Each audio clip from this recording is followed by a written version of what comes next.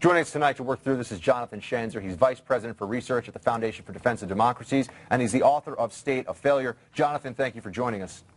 My pleasure. Let's have you just jump right into what Michael Hayden, former CIA director, former NSA director, said here. It's something we've bandied about at this table before. Is, given what we're seeing with the resistance, what we've talked about here many times before on the show, we have said, long before others were willing to admit, that there would be an al-Qaeda and Islamist consolidation of the anti-Assad rebels. That's happening. So is Assad wins now something that we have to take very seriously as the better option?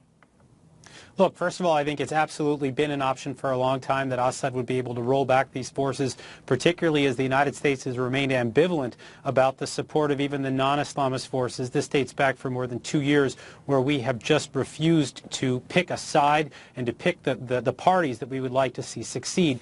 We're paying for that now. The real problem is that if Assad does in fact win, he will be a shell of a man. He will have a shell of a regime. That regime has basically been taken over and gutted out from the inside by the Iranians. And so you're not just looking at an Assad regime anymore, you're looking at a second or perhaps third, if you want to count Iraq, Iranian regime in the Middle East. This is the real danger of allowing Assad to take over. I want to throw this out to you again.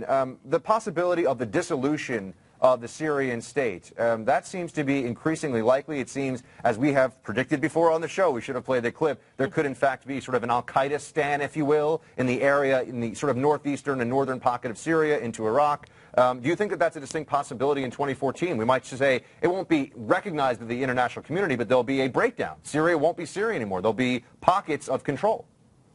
I absolutely see that, and we've talked about this already, that basically the western coast of Syria could be what we call Alawistan, which would be kind of the Alamo for the Assad regime, that they would be able to maintain basically the coastal area as well as the areas just north of Lebanon and around Damascus. The rest of Syria would fall into the hands of the rebels and the Kurds. Don't forget there's going to be Kurdistan that comes out of this as well. And look, within the Sunnistan areas, let's call it, right? I mean, you don't even know, there are all these different groups that are fighting one another. There's interfactional violence, and so I would expect to see a multiple breakup from within that Sunni area as well. And I think that does, bode very poorly for that kind of Africa type of a civil war that could last for many years. Jonathan, I just want to find out from you, what do you think, how much of this falls on President Obama? Oh, I think a lot of it does, and I think that right now, especially what we're seeing is a sense that, that President Obama has sold out Syria to the Iranians. In other words, we've been hearing about these back-channel talks with the Iranians now for several months, not just since Geneva back in November, but perhaps even 4 months before that, according to the most recent reports.